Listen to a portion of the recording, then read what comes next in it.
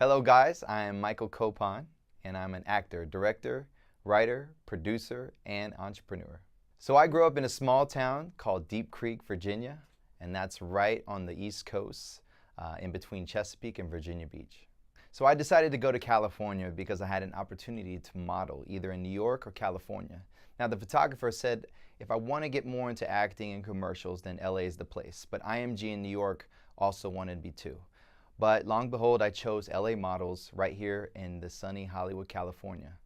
And that's how my career got started. Did I become an overnight success?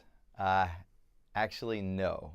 I did, however, book my first acting audition, which was for Power Rangers, but that was about 8.5 months after being in LA, doing the modeling thing for a while.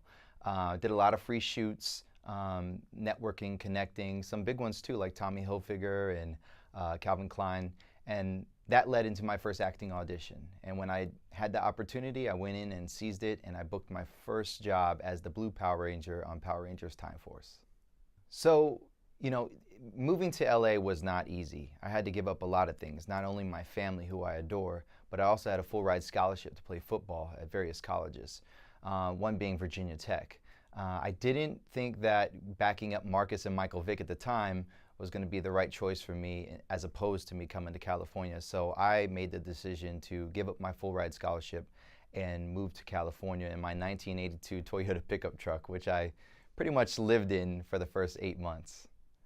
So after living in my 1982 Toyota pickup truck, which I found this twin mattress on the side of the road that said Williamsburg, Virginia, which is really close to where I'm from, I just had an audition for a big opportunity for the Power Rangers Time Force show.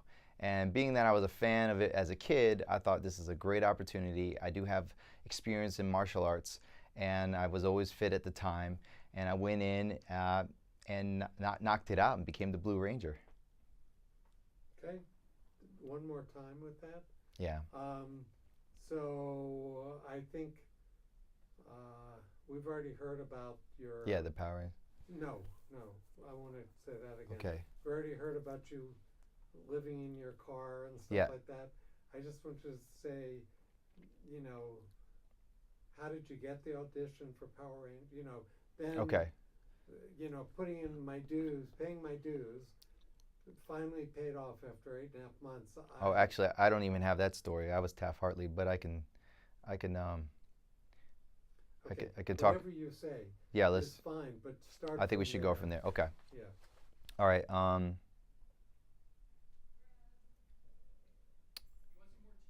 So starting off, where did we start off at?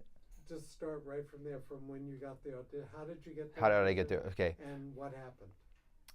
So at the time, I was in LA for about 7.5 months, and I had been auditioning for only modeling and commercial jobs. And my commercial department said, "Hey, there's an audition for Power Rangers." It was my first acting audition, and that's how I got the audition. I went in. It's so green.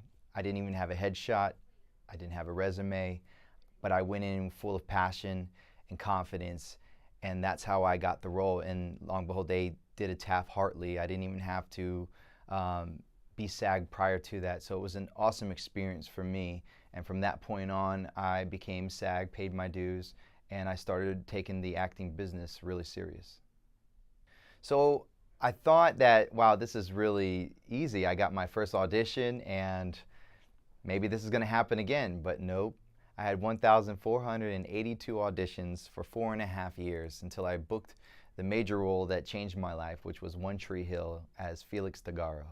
So I thought that, this acting business was pretty easy since I booked my first audition as the Blue Power Ranger, but it wasn't. I had 1,482 auditions that I kept track of in a notepad, and I kept every audition sheet. So I thought this business was easy. I got my first acting audition as the Blue Power Ranger, but it wasn't. After that, I had 1,482 auditions that I heard the word no. And I kept track of every one in a binder. I kept every audition sheet as well as the sides, and also made notes of my interaction with the casting director or my experience. So that way every other time I would go in a better actor. And then 4.5 years later, and those 1,482 no's, I finally booked the role of Felix on One Tree Hill. Well, how I got through all the no's and the couch surfing situations is pretty much everyone that I was either staying with was related to me in some sort of way, or I met them at a very positive environment like a church or an uplifting group. And these people took me in willingly, and they also just took care of me as if my mom would or my dad would. They are still family to me to this day. I keep in touch with some of them from time to time, and that's how I got through it. And also got through it by talking to my mom, who was 3,000 miles away. She would call me almost every day, and it got to the point where, you know, there was times I wanted to move home, and my mom would always say, "Hey, listen, this is not what you said you were going to do. You said you were going to stick it out. You said you were going to keep going." So that's what got me through it. So how I got through my times being here, couch surfing, and going through the stresses of LA, hearing the word no's. What did we say again? I forgot. It wasn't just, it's the couch surfing and what kept you motivated? Yeah. During all the no's And the couch. Okay. and the couch surfing. Okay. Okay. Why Cool. didn't you quit? Okay. So just stick to your story about your Yeah. mom. Yeah. What kept me going throughout all the negative that was coming at me, all the no's, bouncing around from house to house. I had a lot of great people that I met that took me in and treated me like a family, who I still keep in touch with to this day. But also the main thing I would say is my mom. My mom called me almost every day and checked up on me. And even when I wanted to give up, she would say, "No, Mike, this is not what you discussed ahead of time. You said you were going to keep going, give this at least 10 years. You knew it was a long-term thing." And that reminder was what kept me going every other time that I wanted to give up and just walk away. It's pretty tough. All the guest star roles that I've been in, the two jobs that I did get in between those, in between the Power Rangers and One Tree Hill, was the infamous Boys in Motion role on That's So Raven. I got that role. It was one of my auditions where I literally went in with the group of guys, and they didn't mix and match us. They just took us as is. Columbus Short and Ryan Hansen, who are both doing really well now in life as well. That one and Reno 911. Reno 911 was a really interesting audition too, because there was no sides. They literally walked in and said, "All right, you're Lieutenant Dangle's possible son, and now go." And it was just an improv audition. It was an improv show, but I did the right things and got the job. And those were the two things I got within that 1,482 no's. Those were the two yeses that I got prior to that. After that, I ended up doing guest star roles on CSI Miami and Hawaii Five-0. Both of those were straight offers, which was after I did Bring It On, and I was just gearing up to do Scorpion King, the movie, and I got those straight offers. Which a straight offer is you don't have to audition. They call your agent and they book you right away, which was amazing. And Scrubs was like that too. That Scrubs was a straight offer as well. So in between Power Rangers, I did get the role of the Boys in Motion on That's So Raven, which I didn't think was going to blow up as big as it did. We were not only the most replayed Disney episode on That's So Raven, but we're also the most replayed episode in Disney history, which was really cool, award that we got, I guess. It blew up pretty big, and after that I got the role of Kane on Reno 911. That was a really interesting audition because there was no sides. It was all improv. I walked in and they said, "Hey, you're the possible son of Lieutenant Dangle, and go." And I just had to make up something on the spot. And then shortly after that is when I booked One Tree Hill. Now after One Tree Hill, I did also book a bunch of commercials within that year. I booked 2 Old Navy nationals, and I booked a AT&T national commercial as well. Now after One Tree Hill, I got on a show called Beyond the Break that shot in Hawaii. So I was a series regular on that show, and it was the same producers that produced That's So Raven.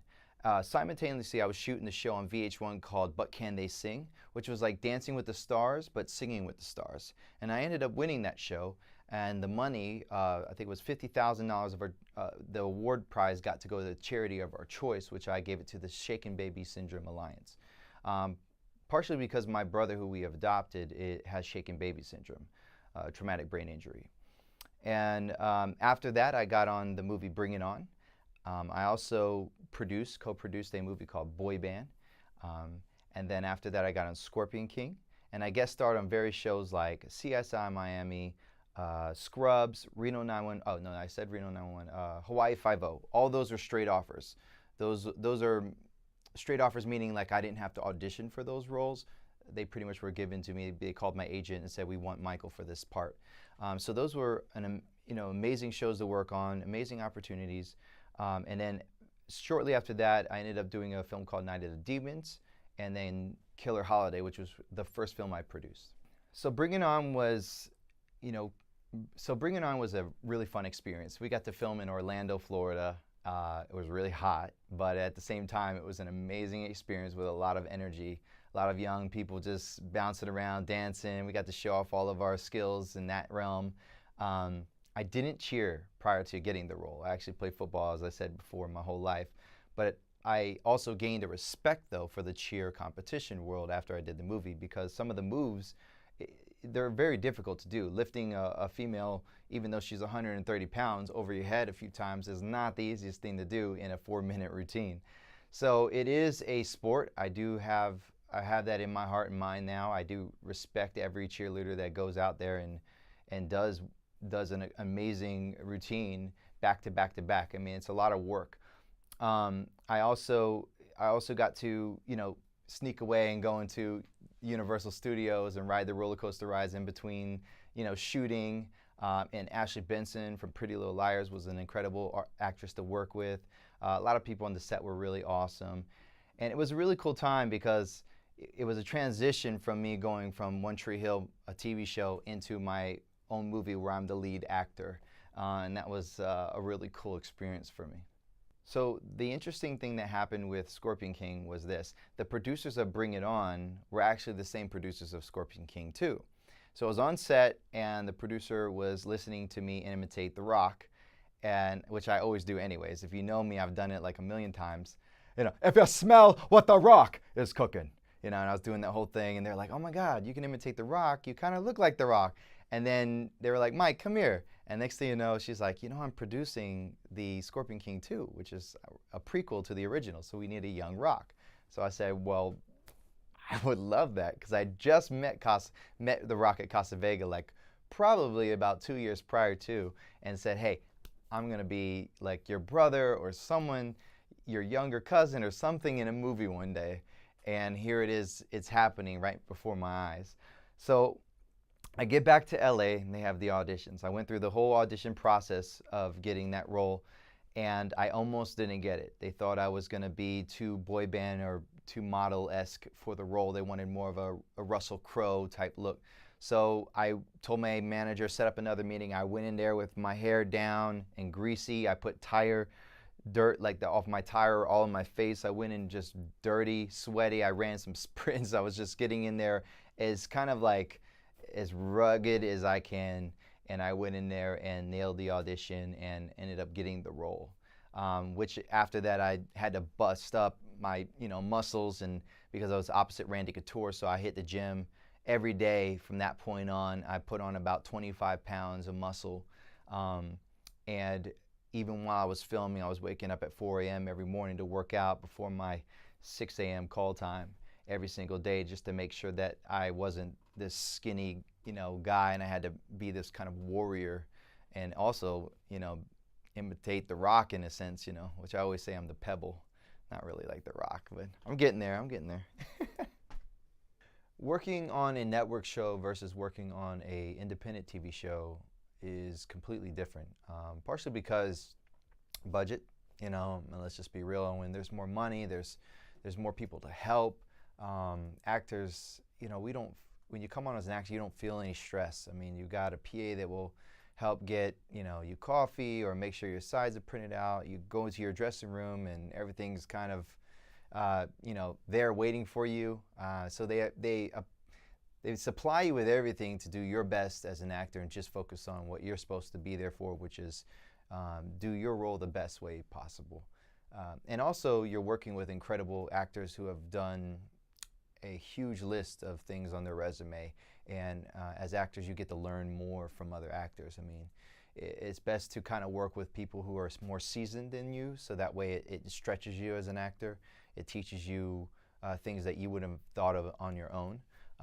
Some of my best learning experiences were watching other great actors do their work.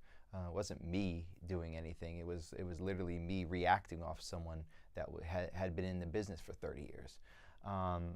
You know, you get that on a network show versus on an independent feature. You don't really get that as much. You're on a set with a lot of new actors and a lot of new producers and directors and everything. So, you know, there's not much learning to be done on that as much as on a network show.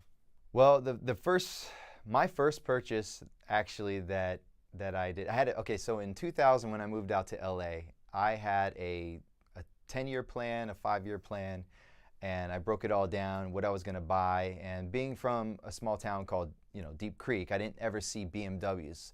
So when I did one of my first modeling shoots, I saw a BMW 325i. Now I look at that car and it's just like the common BMW.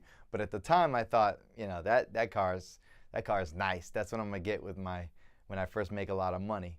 And you know, when I got on One Tree Hill, my first paycheck, I paid back an investor that had helped me out during, you know, my struggles. My second paycheck, I was able to pay in full for a BMW. So that can kind of tell you how much I was making per check. And I didn't get, you know, at the time I really wanted a brand new Range Rover, but the first thing I got was the 325i because that's what I said I was going to get, and I didn't want to go above my means. I just got what I said I was going to get years ago. So that was the most extravagant one-day purchase I ever did. Yeah, being on a network show changed my life so much because just walking down the street and hearing for the first time someone say, "Hey, are you Michael Copon?" I literally turned around as if I thought I knew the person, and I knew I didn't know who that was. But when it's your first time being recognized and someone knows your name, it's crazy. And from that, just agents, other managers, casting directors would literally, well, like when I did the People Magazine's 50 Hottest Bachelors edition, I think it was 2005, I was in that magazine with Jake Gyllenhaal, Usher, Brad Pitt. I was one of the 50 guys, and I literally would walk in the casting rooms and my picture from the magazine would be hanging up behind them, and they'd be like, "Oh, we know who you are." And that changes the whole perspective, really, because now, you know, even if you're not a good actor, you're perceived to be better just because you're on a successful network show. But at the same time, I worked really hard, took the Meisner technique. I was learning a lot of different techniques, Alexander, and I wanted to maximize my platform to its, you know, best ability. So, you know, that way, not only are people recognizing me, but they're also seeing that I'm a talented actor, singer, songwriter, whatever the case is as well. I tried to work on every type of talent that I could push out, just so I was ready for any opportunity. The most satisfying thing about being an actor to me is the ability to live a moment that I normally wouldn't live in real life. It's very therapeutic. I think the most challenging role, but yet therapeutic role for me was when I played the role of Melvin Holiday in Killer Holiday. That was the first film I produced. I played a serial killer. I tapped into my stepfather, who wasn't a serial killer, but he was abusive. He was really controlling. He had a lot of issues. I got to tap into his mindset, and he committed suicide when I was 12. So that changed my whole perspective of life. And being able to relive maybe his memories and his thought process of why he did what he did because of what he went through as a kid, it was kind of therapeutic and understand. Like I found a new love and understanding from my father that I didn't have prior to trying to play that role. And every role I've played, you tap into the psyche of that person and why they eat the way they eat, they walk the way they walk, they talk the way they talk. It's really interesting to play other people and also know yourself.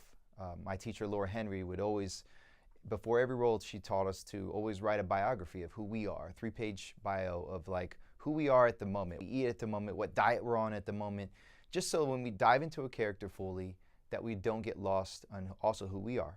but the ability to also make changes after that and say, you know what, I liked what I did with this character, and I want to apply that more to my life as not just an actor, but as my own human being life of going out into events and parties. I want to be more confident in this area. I want to be this. That's what's amazing about being an actor. You can always choose who you want to be every single day. You know, I really enjoy talking to all my fans. I know a lot of actors don't like to sign autographs or deal with fans, but on the contrary, I enjoy meeting my fans and hearing their perspective.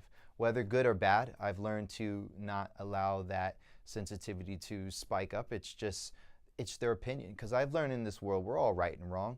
You know, there is no real one right or one wrong. You know, the business itself is subjective. You know, having those thousands of auditions where I heard no, I had to realize that, you know, it's not anything I'm doing wrong at this point, especially when it's down between me and one other person. It's really a race thing or a height thing, or it's something else.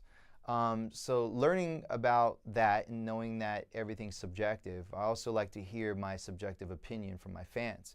And doing a comedy or doing a drama, I now know what to bring to the table, because I know through the data I've collected from that fan base. For instance, Power Ranger fan base versus the One Tree Hill fan base are two different fan bases. And listening to their opinions about me has really helped me as an actor and as a human being as well to approach those situations differently.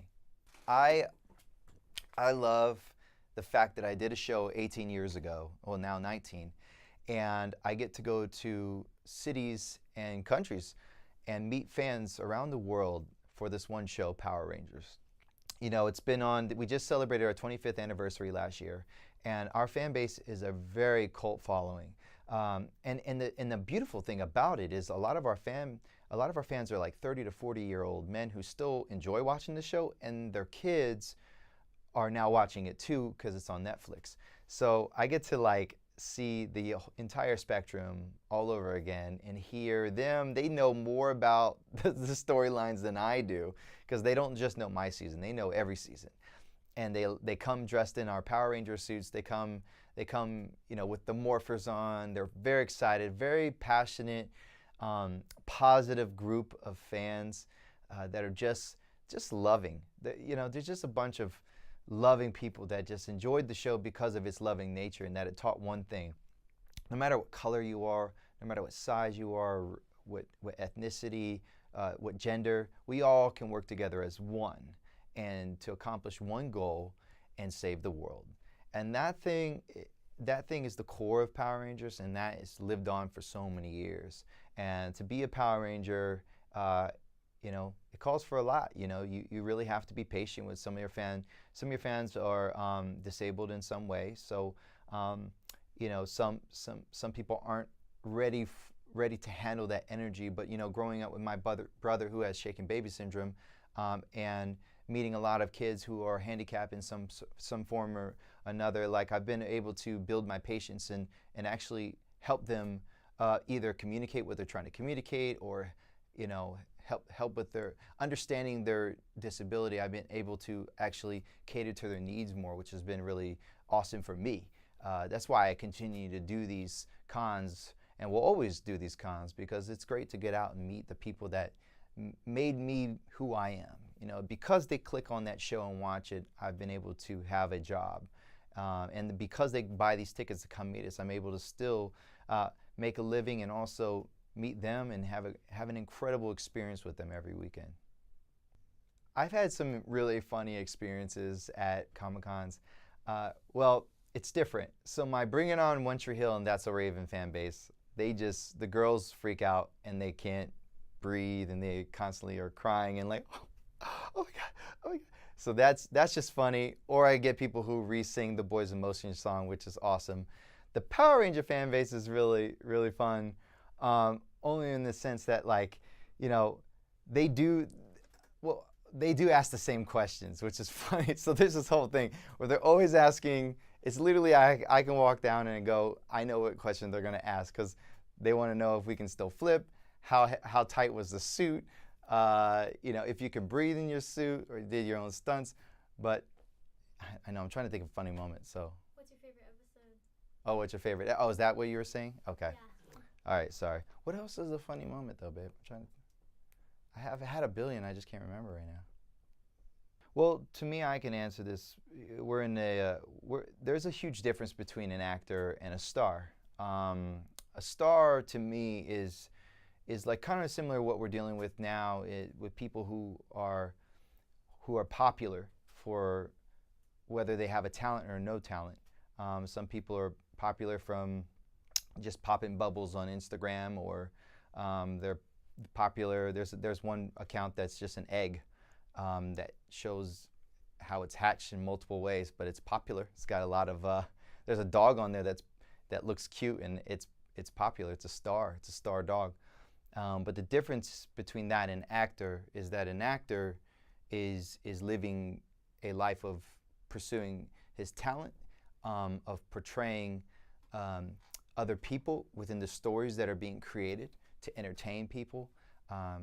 And that actor is becoming a star, can be a star based off his talent, but that's usually secondary. But most people who really want to be actors are committed and dedicated to the work. They're committed to reading scripts. They're committed to even writing their own scripts. They're committed to watching films. They're committed to studying directors. They're committed to studying how the DP shoots this shot versus that shot. Even though you're lighting, you know everything around you as an actor. You can take everything in and still recite the lines that are memorized in your head and living truthfully in the moment. A lot of people say, you know, as an actor, you must be a good liar. But that, on the contrary, the best actors tell the truth.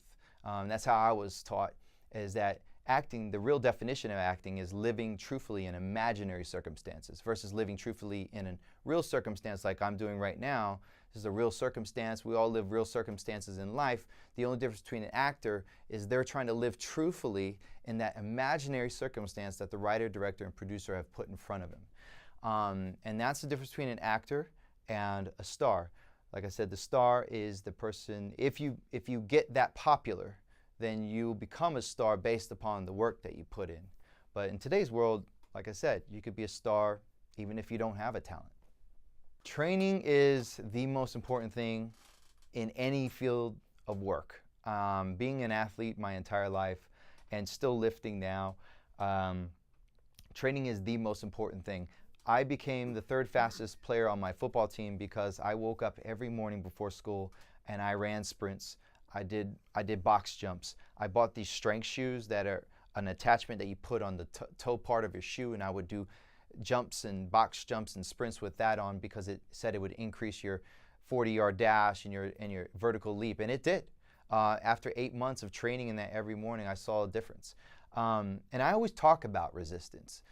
Training is so important, the fact that, you know, if I want to become stronger, I put a resistance on my chest that I have to push up, and that rips and tears the muscles that rebuild, and that makes me stronger. If I want to become faster, I put a resistance behind me like a parachute that will resist me from moving forward, and that training will make me faster. And if I want to become smarter, I resist from going out to the parties and the clubs and all that stuff, and I stay in and I read, you know, and I build this up. There's some sort of sacrifice and resistance coming at you at all times, and even resistance in life when people are negative. You could use that.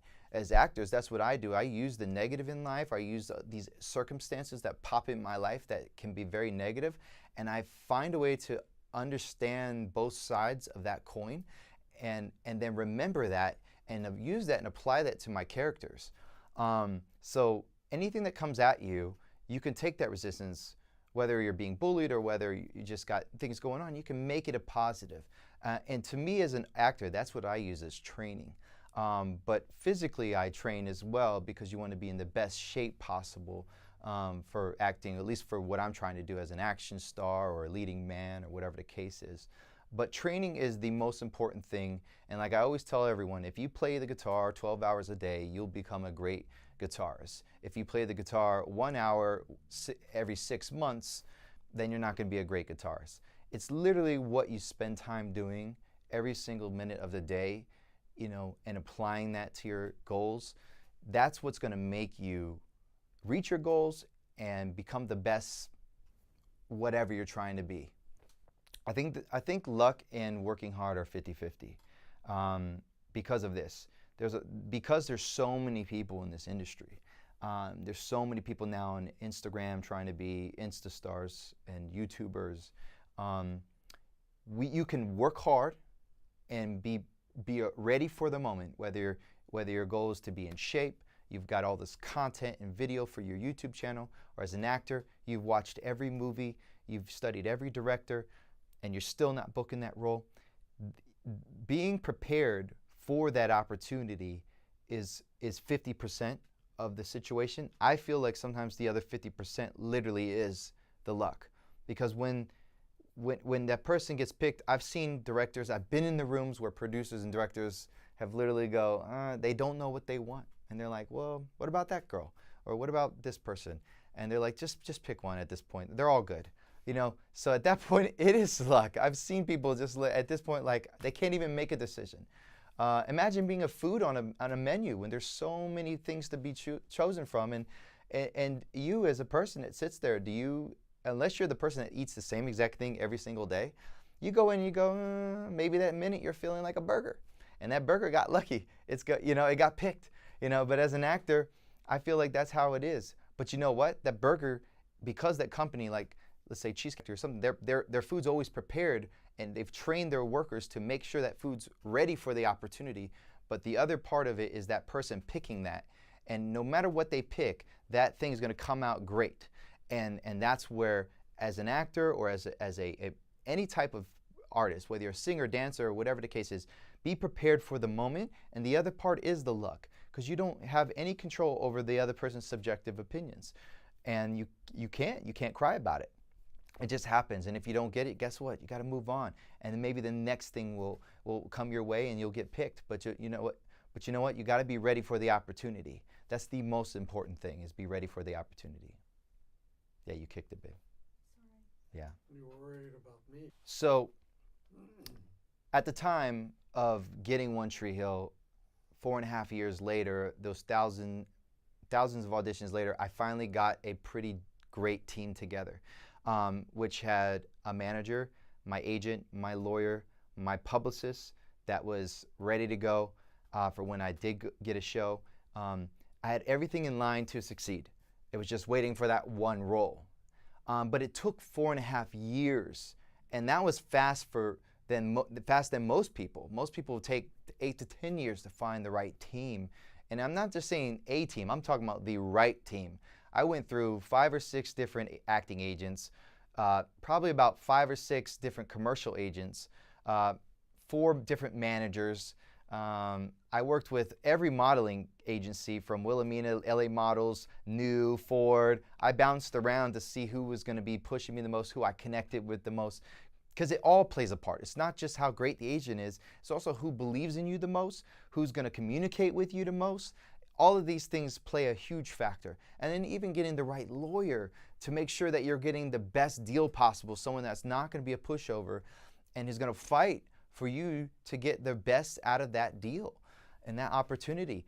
So I wish I had a situation that had all of those things combined into one place, before I started this business, because there was opportunities. It's 2 years into my career that I felt if I had the right manager that told me to take this acting class versus this one, or if I had the right agent that said that don't go to this audition and that one, wait for this one on Wednesday, save your energy for this.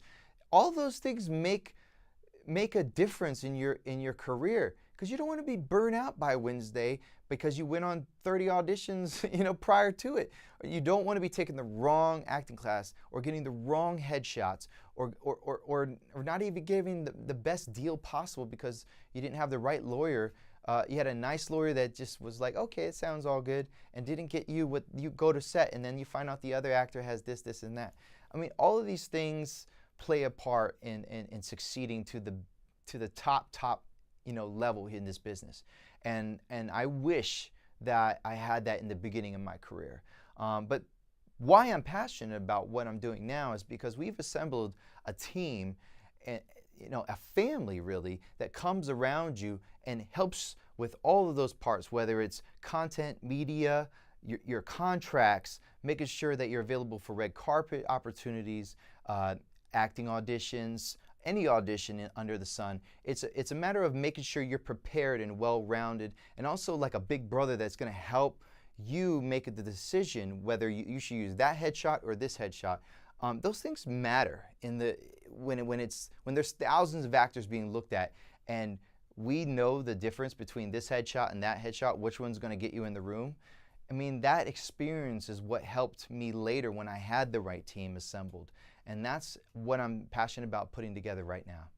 Well, social media has changed the whole game in this way. When I booked a show before, let's say One Tree Hill, I would be scheduled a photo shoot with Teen Girl or Cosmo Girl magazine. I would show up. There was already a photographer hired. There's already a wardrobe stylist, an editor writing the article. They had everything planned out, and I just showed up, shot the magazine ad, and left.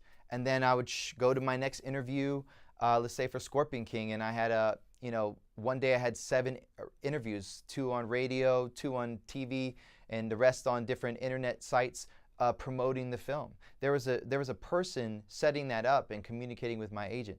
Now with social media, I feel like those things are now put in your lap.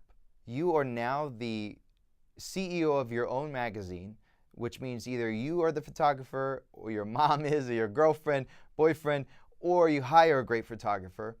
You got to hire the great editor. You got to hire the wardrobe stylist, unless you're out styling your own clothes.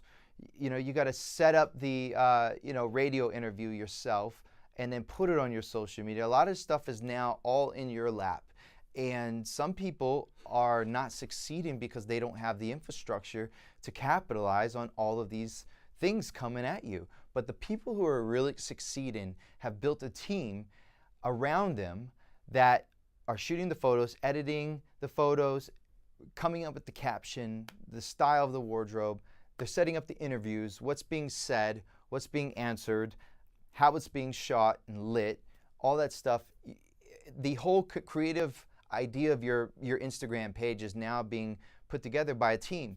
And I think the younger generation, because they don't have a lot of bills to pay, they don't have to worry about a lot of things like rent and things like that. They're getting together with their peers and their friends, and they're a team.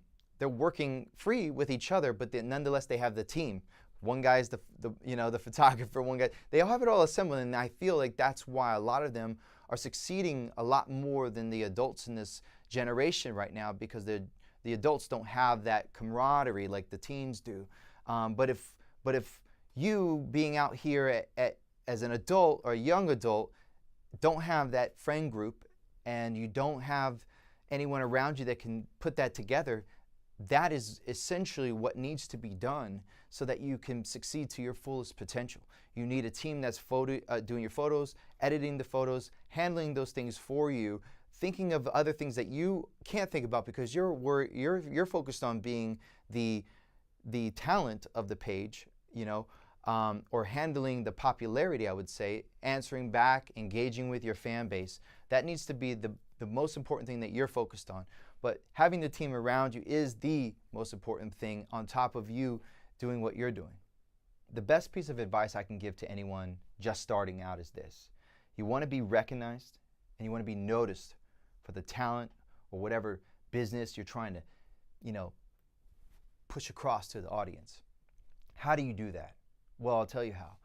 You gotta have an aesthetic page. You gotta have something that's eye-pleasing. When you look at a menu at a really nice restaurant or a billboard or anything that's eye-catching, that catches your eye, it has an aesthetic look. There's a design team that's put around the image, the coloring, something that catches your eye. Secondly, you gotta have the right wording. There's a thought process of how you word things to the audience. The wording has to be thought out properly. It can't just be like, what's up? It's got to be directed, like the Amazon logo. They have a smile that goes from A to Z. Their logo tells you we handle everything from A to Z, and it's Amazon, and it's a smile. Their logo itself tells you what the company's about, and that thing needs to be thought out. So it's not just the photos, it's not just the dialogue that's being across, the aesthetic look of your page. You know, you also need the right business people that are going to help you focus on what's more important. Focus on the key things, the top 3 things that are the most important to get your brand across to the audience. And that is the most important thing to have, is the team around you that's going to help capitalize on everything that you are, and also everything you're trying to get across, and push that out in the best way possible. So just starting out, I would suggest that if you would either find the right, you know, group of people or the team that can help you assemble all these things with the right plan, not just like, hey, we're going to work together for a year. I'm talking about a 5 to 10 year plan for it to be effective, so that way you can maximize your whole audience and do the best that you can. All right, the best advice I can give to you guys starting out, the best advice I can give to you guys starting out for the first time is this. You want to be noticed and you want to be recognized for what you're trying to accomplish, your talents, your brand, whatever it is. It's going to take a lot of work in 5 various areas. One being photos. Photos need to be thought out. It needs to be planned properly. There needs to be an aesthetic look and a theme that you stick to. They need to be the highest def photography that is portrayed on Instagram, and that everything is composed really nice. The composition is key. You don't want a picture that's, when you're looking at your Instagram page, that's not even showing your whole face because you didn't crop it properly. These things all matter when people are looking at your Instagram page as a whole. Your page needs to scream out what you're trying to accomplish right away. The second is videos. Videos need to be as high def as possible with like a 4K camera or something that's a high def 1080p camera. The sound needs to be important. I always say a movie can have, you know, an okay video, but the sound's got to be very important, and it has to be the best, because no one wants to hear a bunch of things rattling and a bunch of, like, you know, weird sounds. It just sounds not pleasing to our ear, and that's a huge sense of ours. So videos need to be lit properly. They also need to be thought out as well. There needs to be a concept going on. Questions need to be thought out as well, so that way we have a direction, you know, an act 1, an act 2, and act 3 to everything we're doing. Whether it's an interview, whether it's a short film, whether it's a comedy skit, there needs to be a beginning, a middle, and an end to each video. And so that way we're preparing the content to be the best it can be for the luck and for the opportunity that's coming your way. The third thing is social media engagement. You need to understand how to engage with your audience. You also need to learn how to post at the right times for you. Everyone's going to be specifically different depending on the market that they're trying to accomplish. You need to understand, you know, which type of people you're going to market to, whether it's a younger audience or an older audience. These things need to be also talked about and discussed with a team of professionals that can help direct you in the right, you know, direction to engage with your audience. And the fourth is going into training. Training is key. You know, would you rather learn how to play basketball from a high school student or Michael Jordan? I mean, there's probably things that a high school student can do now that Michael Jordan can't because he's a lot older, but the high school kid will never have those championships. He'll never understand what to do in the clutch, what to do in that situation, you know, in that championship game when, you know, all this is coming at you and you have to make a decision right then and there. What are you going to do? Training is the most important thing, to have the highest professional that you can have at your leisure right in front of you. Someone that's going to help direct you in the right direction, make their best decisions, teach you how to speak back properly on interviews, with your fans. You know, some things, you know, we live in a political world. There's things that can't be, you know, said just on social media. You have to keep things that's also pleasing. You want to keep things honest, but you also can't just say things that are going to attract negative to your page. These are things that, like, with the right training and the right professionals, we can help steer you in the right direction. And then fifthly, you want someone that can up your following. Make sure that your links are being pushed through link management and SEO, search engine optimization, where people are looking up the letter B and then boom, the Blue Ranger pops up. You know, that's what you want. You want the best team possible that's going to make your following increase to its highest ability. And as your content grows and as your creativity grows and your brand grows, your following will grow with it simultaneously. And all those things make for a successful career on social media, which is now the new media. We're not going anywhere, guys. It's only going here, and it's only going to go up from here. So get with the right team, and good luck. So the reason why I started my new media company with my partners is because I have a passion for the youth of today who are coming up and they don't have the right support. They don't have the backing from their parents. They don't have the right direction from their peers. And that's where I want to come in. Someone who's been through it all. I've been signed to agents. I've been dropped by agents. I've made it up. I've made it down, back up again. I've seen it all, the good, the bad. And you know what? I feel like I can help direct people in the right direction no matter what they're trying to be, whether they're an actor, a singer, a dancer, an entrepreneur. I've owned my own restaurant myself. I understand what it's like to not only own businesses, but even take this creative art and turn that into a business. And I can help direct people in the right way and also help make the right decisions to work with the right people as well.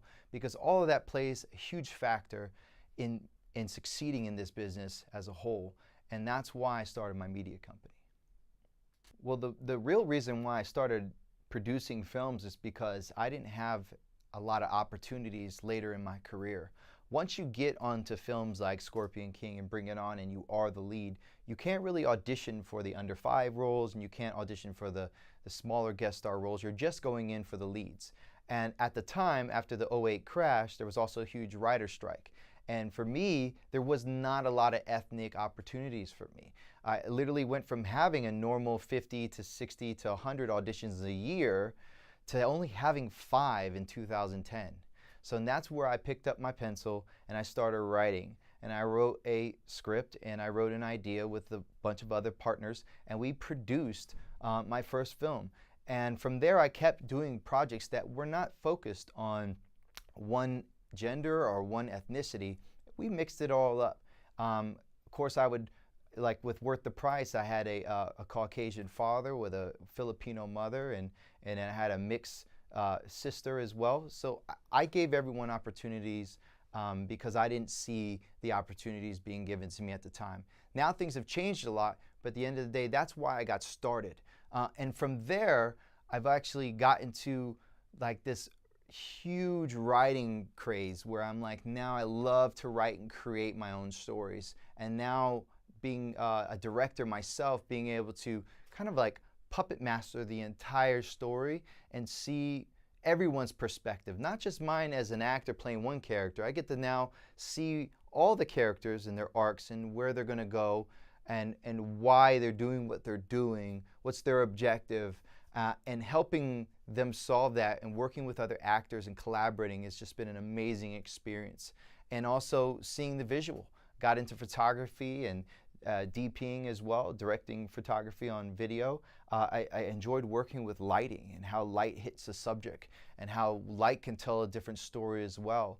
And then at the end of the day, editing it all together, chopping it up, make sure the moments are key, right on point. If it wasn't acted right on point, you can always cut it to make it hit right on point.